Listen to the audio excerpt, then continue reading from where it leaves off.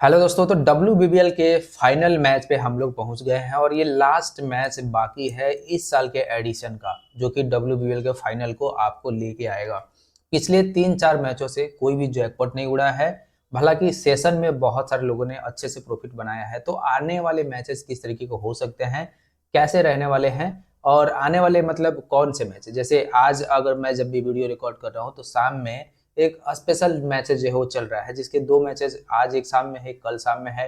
कल ये सुबह मैचेज होगा, सुबह सुबह आप देखोगे कि 7:50 पर आपको ये मैचेज देखना पड़ेगा, यानी कि आपको 8 बजे से पहले कल रेडी होना पड़ेगा इस मैच को खेलना चाहते हो तो। और ये मैच क्या जैकपॉट हो सकता है? बिल्कुल हो सकता है, क्योंकि हर साल फाइनल में हमें ऐसा मैचेज देखने को मिलता है।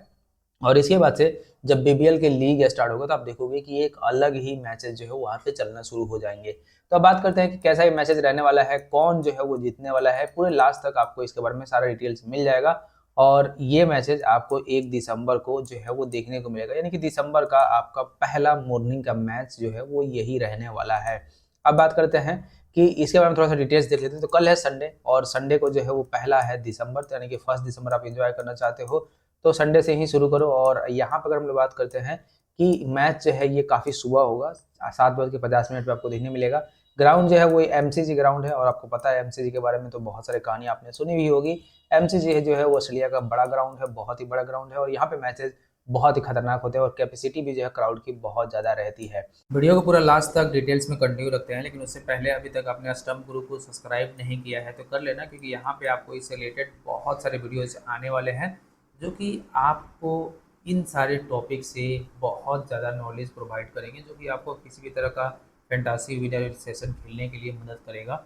और अभी तक आप मुझसे नहीं जुड़े हो, चाहते हो कि विनर सेशन एंट्री में बहुत अच्छे से प्रॉफिट उठा सको, तो ये व्हाट्सअप का नंबर है जहाँ पे आपको जुड़ जाना है। साथ में आप टेलीग्राम पे जुड़ सकते हो स्टम्प गुरु सर्च करके, और ड्रीम 11 के लिए आप स्टम्प गुरु 11 सर्च करके जुड़ सकते हो, और इनका लिंक आपको वीडियो के डिस्क्रिप्शन में मिल जाएगा। तो टेलीग्राम जो है आपको कुछ इस तरीके का जो है आपको दिखाई देगा। अभी भी शुरू किया है और बहुत जल्दी जो है हम लोग सब कुछ जो है ग्रो कर लेंगे। तो ये जो है आपको देखने को मिलेगा डिटेल्स में, तो आप यहाँ पे जरूर जुड़ जाना, क्योंकि यहीं पे सारी चीज़ें आपको यहाँ पे आते हुए नजर आएगा। बात करते हैं एमसीजी के पिच रिपोर्ट के बारे में। तो अगर हम एमसीजी की पिच के बारे में देखते हैं तो ये एक बैलेंस पिच है।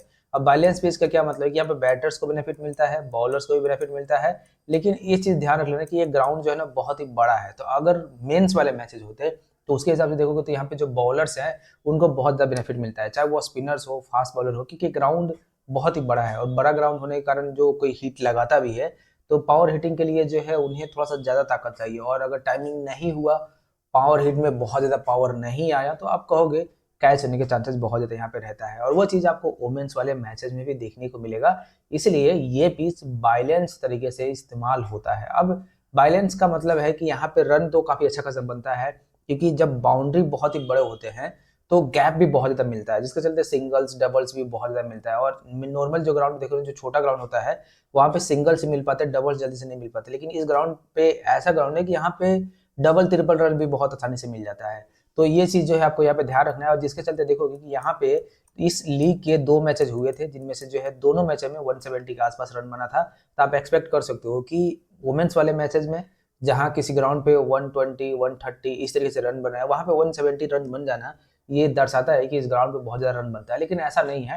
नॉर्मली अगर एवरेज देखोगे तो आपको 120 के आसपास ही जो है वो दिखाई देगा। हालांकि इस साल रन इस ग्राउंड पे बने हैं, और इसके साथ साथ विकेट भी इस ग्राउंड पे काफ़ी अच्छा खासा गिरा है, जिनमें पेस बॉलर्स को थोड़े से ज़्यादा विकेट मिले हैं। तो ये चीज़ आपको यहाँ पे ध्यान रख लेना है। अब बात कर लेते हैं टोटल यहाँ पे मैचेस का। वुमेन्स वाले देखोगे 15 मैचेस हुआ है, जिनमें से 5 जो है फर्स्ट मैच जीता है, 9 जो है सेकंड मैच जीता है, और एक मैच यहाँ पे टाई हुआ है। और स्कोरिंग पैटर्न की बात करते हैं, 150 से नीचे 2 स्कोर रहा है, और ये जो 270 से ऊपर दिख रहे हैं ना, 270 से 90 के ऊपर, ये इसी एडिशन के 2 मैचेस जो हुए थे वो दोनों मैचेस थे। लेकिन इससे पहले के जो मैचेस देखोगे ना, वो सारे के सारे 150 से नीचे जो है वो रहे हैं।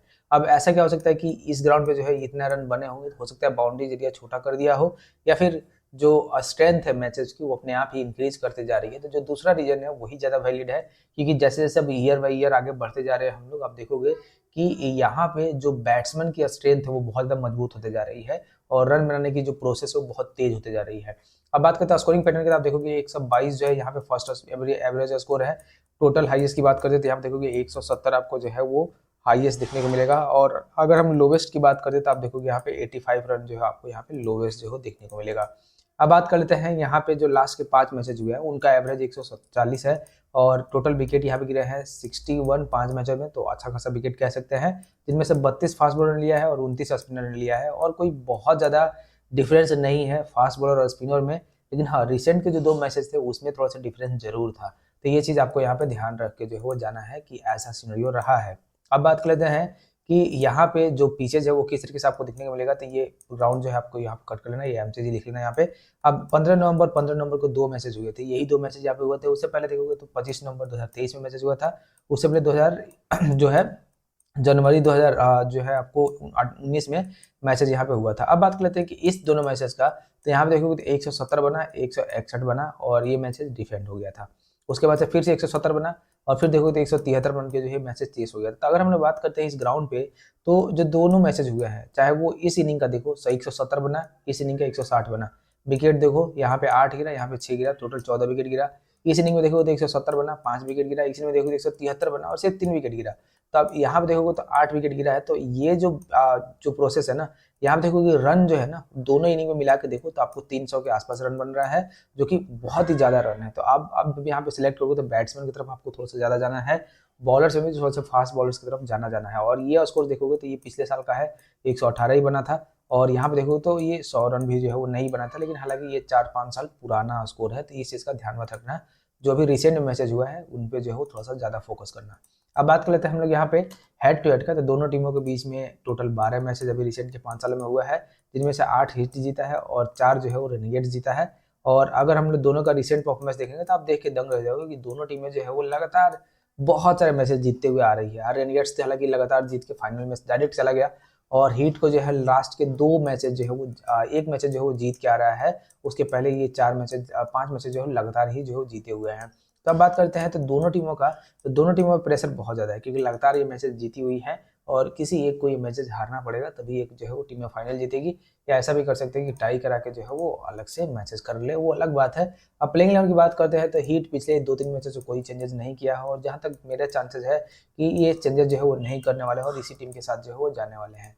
सेम सिनेरियो रेनेगेट्स के साथ है। तो अगर रेनेगेट्स की हम लोग बात करते हैं तो इन्होंने भी जो अपने प्लेइंग 11 में कोई चेंजेस जो है वो रिसेंट में नहीं किया है, और जो इनके प्लेयर्स हैं वो सारे बहुत अच्छे फॉर्म में हैं अभी, तो ये चेंजेस नहीं करना चाहेंगे और उसी टीम के साथ जो है ये जाना चाहेंगे अभी, तो ये चीज़ आपको ध्यान रख लेना है।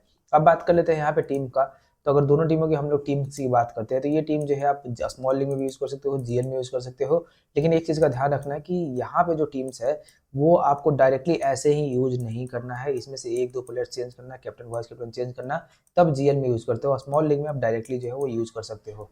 अब विकेट कीपर हमने यहाँ पे 1 रखा है, बैट्समैन हमने 3 रखा है, तो टोटल जो बैट्समैन देखोगे ये 4 हो जाते हैं। हालांकि जो ऑलराउंडर्स में है इनमें से जो है बहुत अच्छे बैट्समैन है, जैसे हैली मैथ्यूज को ले लो, तो ये जो है वो काफ़ी अच्छे बैट्समैन भी आपको दे देते हैं और बॉलिंग ऑप्शन भी दे देते हैं। और बॉलिंग में देखोगे तो आपको 3 जो हमने बॉलर्स भी रखा है। तो अगर हमने बात करते हैं टोटल, तो टोटल अगर हम लोग ऐसे बैलेंस करके देखोगे तो आप देखोगे कि जो बॉलर्स का सिनेरियो है वो हमारे पास कुछ ऐसा जो है बॉलर्स नजर आएंगे, यानी कि स्पेशल 3 बॉलर्स हमारे पास है ही।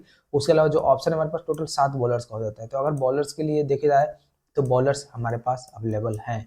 अब बात करते हैं बैट्समैन की, तो बैट्समैन को देखोगे तो प्रॉपर बैट्समैन है वो आपके पास 5 जो है वो जैसे दिखाई देंगे। उसके अलावा जो 2-3 बैट्समैन का ऑप्शन और मिल जाएगा, तो आप कह सकते 6-7 बैट्समैन का ऑप्शन हमारे पास रहता है। तो ये चीज़ जो है आपको यहाँ पर रख के जो है ध्यान में जाना है। अभी लास्ट तक आप वीडियो अगर देख रहे हो तो आपको इससे रिलेटेड बहुत सारा नॉलेज मिल गया होगा, और इन चीज़ को आप विनर सेशन एंट्री या फैंटासी खेलने के लिए अप्लाई कर सकते हो। और अगर आप इन सब पे इतना ध्यान नहीं देना चाहते हो, डायरेक्टली जुड़ना चाहते हो, तो डायरेक्टली इस वाले व्हाट्सअप नंबर पे जुड़ सकते हो, जहाँ पे आपको विनर सेशन एंट्री से रिलेटेड सारी चीज़ें प्रोवाइड कर दिया जाता है। साथ में आप टेलीग्राम पे जुड़ सकते हो स्टम्प गुरु सर्च करके, जहाँ पे आपको विनर सेशन एंट्री से रिलेटेड सारी चीज़ें खिला दी जाती है, और जो भी ड्रीम 11 फैंटासी से रिलेटेड टीम है वो आपको स्टम्प गुरु पे देखने को मिल जाएगा। तो आप वहाँ से डायरेक्टली जो है जुड़ के वहाँ से आप इसका एक बढ़िया सा जो है वो ओवरव्यू ले पाओगे। और जाते जाते चैनल सब्सक्राइब कर लेना, ताकि जब भी वीडियो अपलोड करूँगा तो उसका नोटिफिकेशन आपको मिलते रहेगा। तो मिलते हैं आपसे अगली वीडियो में, तब तक के लिए धन्यवाद।